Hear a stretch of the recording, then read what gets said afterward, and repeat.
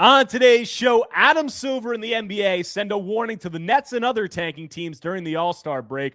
I'll tell you why it shouldn't affect Brooklyn's approach during the second half of the season on today's episode of Locked On Nets.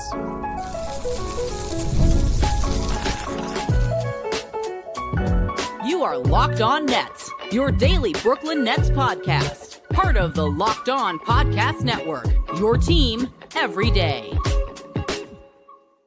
Welcome in to Locked On Nets right here on the Locked On Podcast Network. Now the number one sports podcast network. It's your team, the Brooklyn Nets, every single day. I'm Erik Slater, Brooklyn Nets beat reporter for ClutchPoints.com.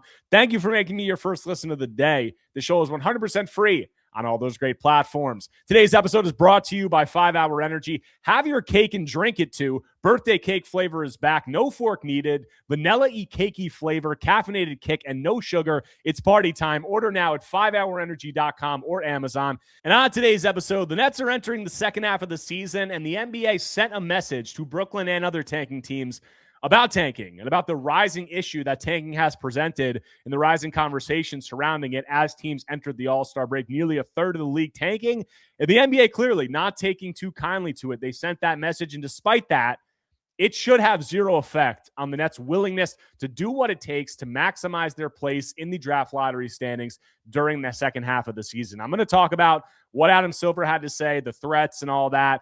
But my takeaway is that this cannot at all have any impact on how the Nets are operating. And my reason for thinking that is the Nets have already clearly signaled that they're tanking. The league knows it.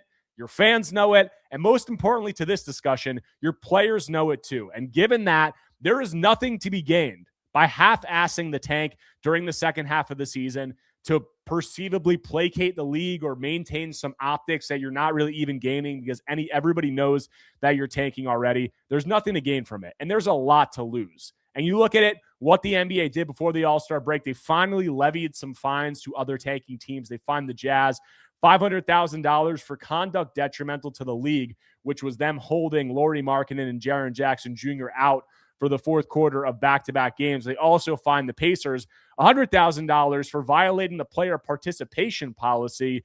And you look at Adam Silver had a press conference during the All-Star break. He was clearly annoyed by this taking issue. And he clearly, he had some comments that clearly indicated that the NBA is going to make some changes. And, one of the quotes that he said, "Are we seeing taking behavior that is worse this year than we've seen in recent memory? Yes, that is my view," which was what led to the fines for the Jazz and Pacers. And not just those fines, but to my statement that we're going to be looking more closely at the totality of all the circumstances this season in terms of the teams' behavior and very intentionally wanted teams to be on notice. So there you go. Like Adam Silver said, he wants team to be on notice. He also said that he's trying to send a clear message to teams that they're going to be scrutinizing everything that they see. The NBA is going to be scrutinizing everything that they see moving forward. And lastly, he was asked if there's been talks of taking draft picks away from teams for taking behavior. And he said there is a talk about every possible remedy to stop this behavior, end quote. So that's what Silver had to say. Clearly is trying to send a message to NBA teams, somewhat, delivering some threats to NBA teams. But here's the thing. Those threats and potential changes are courses of action for next season and beyond. A lot of these changes that they're going to make, punishments that they want to levy, a lot of those things need to be passed, that need to be passed by owners and need to be kind of agreed upon throughout the league. The Nets are operating in the right now, and they need to match what some of these other teams are doing tank-wise the rest of the way. As I said, there's nothing to be gained by half-assing this tank. The only thing that you could say is potentially currying favor with the league, and the only reason that would matter, if you're a conspiracy theorist who believes that the league is going to reward the Nets or these other teams that don't embarrass them and shamelessly tank, is going to reward them come draft lottery time. And look at last season. The Nets were one of the team that people said ethically tanked. The basketball gods are going to reward that. The NBA is going to reward that. Look at how that worked out for the Nets last season. They fell to the 8th pick in the draft, and they missed out on several generational prospects. So you look at it, and I said that the Nets are going to need to do what they need to do to match what some of these other teams are doing tank-wise the rest of the way. NBA be damned. Whatever any of the league office thinks about it be damned, because other teams are already doing this. Like you look at the lottery standings, Brooklyn is currently 5th out of 6 teams that have really separated themselves in the tank race. And you look at the other team in that mix who are tanking, You have the Kings, who shut down Domantas Sabonis and Zach LaVine today. You have the Jazz, who shut down Jaren Jackson Jr. You have the Wizards, who have basically shut down Trae Young and Anthony Davis for the season. Same with the Pacers and Ivica Zubac. Like, how are the Nets going to respond? You have all these other teams. Despite what Adam Silver is saying, like, sure, I'm sure these players have some kind of legitimate injuries, but they're shutting these guys down. They are going to be tanking hard the rest of the way. And the question is going to be, how do the Nets respond? Because the Nets have shown more urgency tanking this season than they did last season. But the rest of the way, they're fifth in the draft lottery standings. They're just ahead of the Jazz, and they're just behind some of these other teams. I think they're only a game and a half behind the second spot. They're also only a game and a half ahead of the Jazz for the sixth spot. So how the Nets respond is going to be, really noteworthy, obviously, and probably the main storyline surrounding the rest of the season outside of the development of the rookies. And that's a big deal because you look at this draft class, there's really four guys who have obviously separated themselves, and that's Darren Peterson, AJ DeBansta, Cam Boozer, and Caleb Wilson.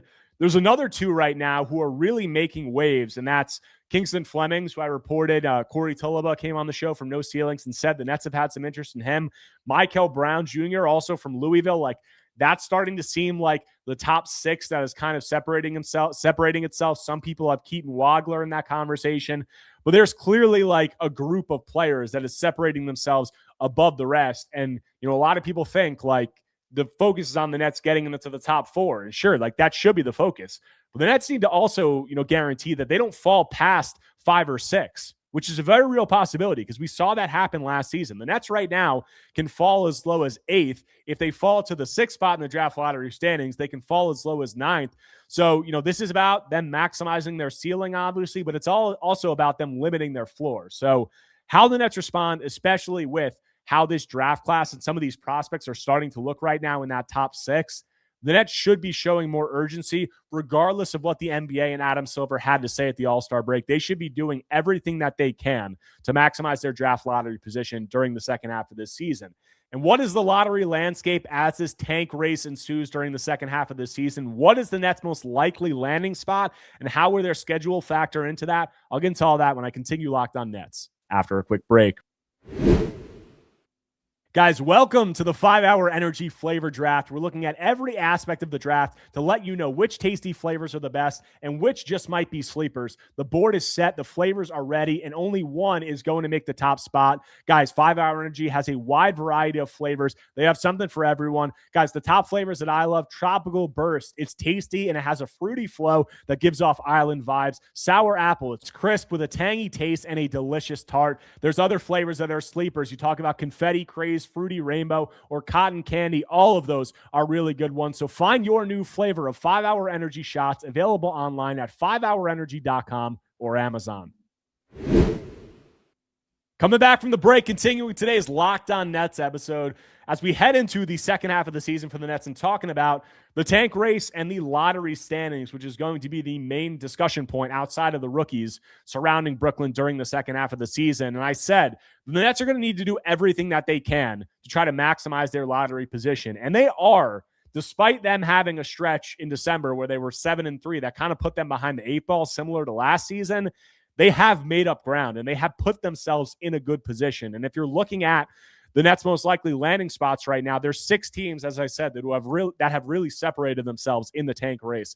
And that's Sacramento in 1, Washington at 2, New Orleans at 3, the Pacers at 4, the Nets at 5, and the Jazz at 6. Those are the 6 teams. And I said right now, you look at the Nets, they're only a game and a half behind New Orleans for second place in the lottery standings right now. They're also only a game and a half ahead of the Jazz. But if you look at the lottery landscape right now, like you look at 1 with Sacramento, that's done for. Like, I don't think the Nets have a chance in hell of catching the Kings. They're 4.5 games back right now. The Kings just shut down Domantas Sabonis and Zach LaVine for the rest of the season.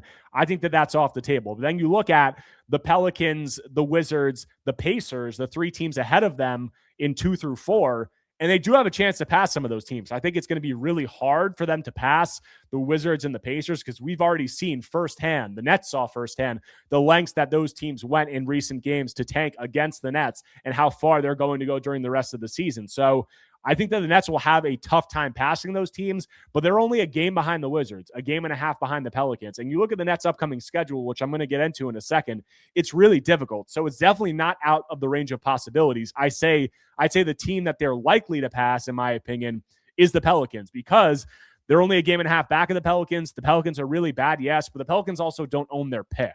So they're going to be doing everything that they can to win during the second half of the season to avoid the potential embarrassment of gifting the Hawks the number one pick. So if you're looking at it right now, I think that the Nets are likely to stay ahead of the Jazz because I think that they'll do what needs to be done. And I think that there's a good chance that they could pass a team like the Pelicans. Are they going to get ahead of the Pacers or the Wizards?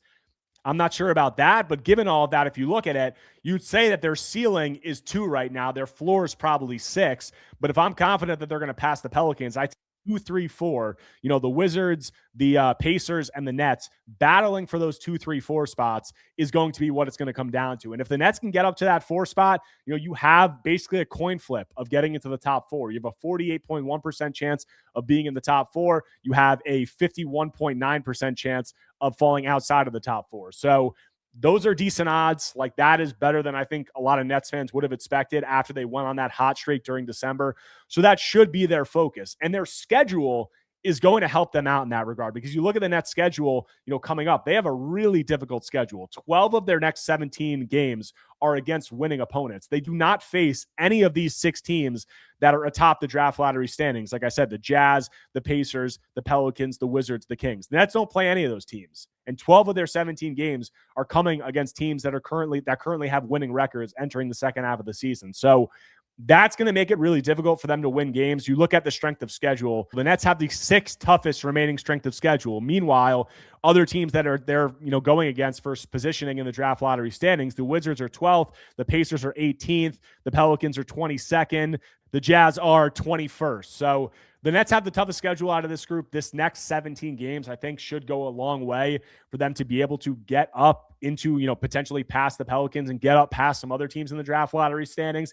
And then how they proceed with Michael Porter Jr., with, Nick Claxton, with some of their veterans, is going to be a big storyline to monitor during the second half of the season, because I've said a main vehicle for a lot of these teams to tank, it has always been the case, is that you shut down players, veterans, your most impactful guys that are dealing with any sort of injury. And we do know, obviously, MPJ has had extensive back injuries and back issues throughout his career. He also had what he called the minor MCL sprain, but he had been playing through some knee soreness, and the Nets put him on the injury report during those last 2 games before the All-Star break with right knee tendonitis, and that is the same knee that he had that minor ACL sprain. I asked Jordi Fernandez about that, and he said that it's the same knee, but it's unrelated. Like, a lot of athletes deal with tendonitis, but the Nets have ways that they should be able to shut MPJ down for an extended period if they want to, just like all of these other tanking teams are. And you might think that the Nets have this difficult upcoming schedule. They're not going to have to do that. I think regardless, the Nets are going to sit MPJ on back-to-backs. They'll probably also sit Yegor Dioman and Drake Powell on back-to-backs,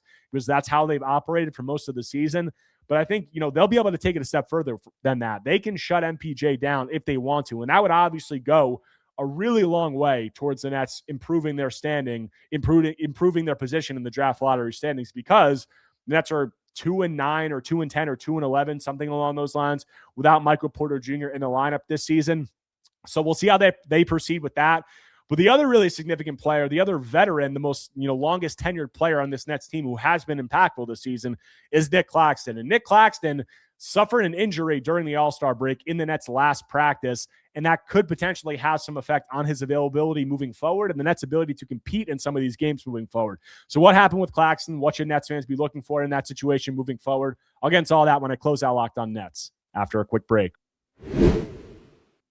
Guys, new year, new systems. This is the time when a lot of us look at the messier parts of how we run our business and think there has to be a better way. And there is. Streamlining your communications is one of the quickest upgrades you can make. That's why today's episode is brought to you by Quo, spelled Quo. the smarter way to run your business communications, because when your team is reachable, organized, and communicating in one place, you're not just working cleaner, you're creating more opportunities to connect with customers. Guys, I love how simple Quo makes everything. Your whole team can call and text from one shared business number, so nothing gets missed. Everyone sees the full conversation thread, which makes replies faster and more personal. It works right from your phone or computer, and you can even keep your existing number. It's no surprise Quo is the #1 rated business phone system on G2, trusted by more than 90,000 businesses, from solo operators to growing teams. Make this the year where no opportunity and no customer slips away. Try Quo for free, plus get 20% off your first 6 months when you go to quo.com/lockedonnba. That's QUO.com/lockedonnba. Quo. No missed calls, no missed customers.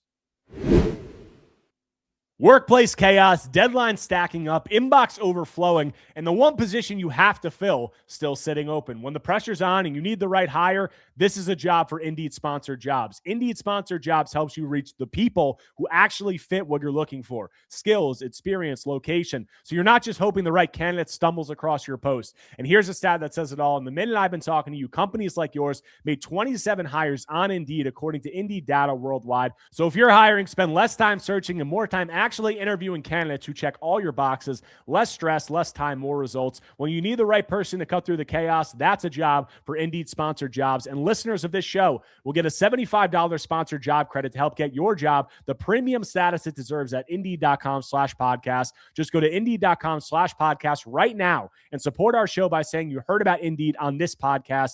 Indeed.com/podcast. Terms and conditions apply. Need to hire? This is a job for Indeed Sponsored Jobs. Coming back from the break, closing out today's Locked On Nets episode, talking about Brooklyn's second half of the season, their tanking agenda, and some of the ways that they could look to navigate their roster and their rotations. And I said MPJ, potentially the guy who could be shut down. We'll see how they proceed with that, but that will be a main storyline. And then also Nick Claxton, because Nick Claxton, we just heard, suffered an ankle injury, sprained his right ankle during the Nets practice on Wednesday, before their first game out of the All-Star break. He was ruled out for that game Thursday, the matchup with the Cleveland Cavaliers. That's of a back-to-back. They're going to be playing the Thunder on Friday, so you'd think both of those games would be losses. But we heard that Nick has an ankle injury now. He heard it during practice. We did not get a severity, a grade, a timeline, anything. Like, it'll gain clarity, obviously, in the coming days. But if Nick sprained his ankle, and as I said, you're trying to compete with these other tanking teams during the second half of the year, there should be no rush to bring him back. And this could be, we don't know the severity yet, but this could be an injury that, keeps Nick out for an extended period, just for the fact that if he has any kind of ankle sprain that's going to keep him out, you're going to make sure that he's 1,000% before you bring him back, or at least that's how you should be operating. And that's noteworthy for the Nets, because you look at the ways that they have competed for extended stretches during the season, and a big part of that was the competency that they've had at the center position. The way that they've been able to get 48 minutes often of good center play between Nick Claxton and Day'Ron Sharpe, because despite Nick Claxton's shortcomings, despite some of the rebounding concerns and some things along those lines, he's still an effective starting center, and he still is a plus in a lot of games. And then you have a guy behind him in Day'Ron Sharpe who has proven to be one of the better backup centers in the league this season and last.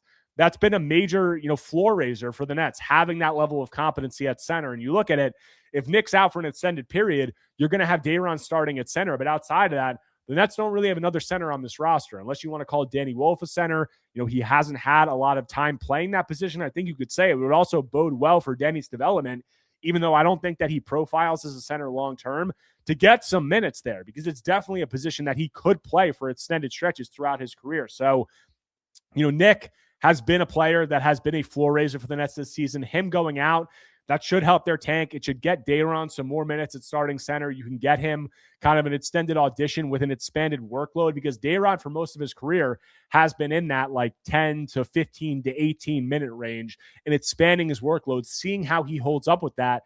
That's some data that the Nets will be able to collect and should be beneficial to them. And then also, you can get minutes for a guy like Danny Wolf at center, who hasn't had gotten much experience or much playing time at that position this season. And it's a position that he could very well play throughout his career. I don't think he's going to be, I don't think it's going to be his main position, but it's a position where he could spend, extended stretches and be like a change of pace guy at that spot to give you a different look offensively. So I think that the Nick Claxton injury, it's going to be something to monitor, and how the Nets just approach this overall. How much urgency do they have in terms of how they manage the injury report? I've made it clear that I don't think that Jordi Fernandez is going to make like in-game adjustments to sabotage the Nets' ability to compete or the Nets' ability to win.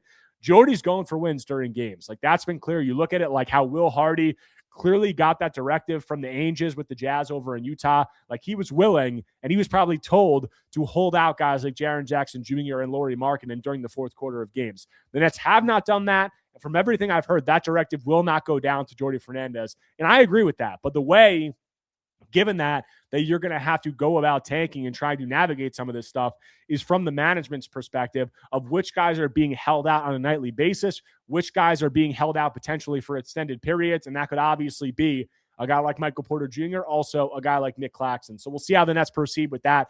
But that's all I got for you guys on today's episode of Locked On Nets. If you guys do not already, make sure to subscribe to Locked On Nets on YouTube and wherever you get your podcasts, whether Apple Podcasts or Spotify. If you enjoy my content, take a second right now, smash that like button, leave a comment, leave a 5-star review.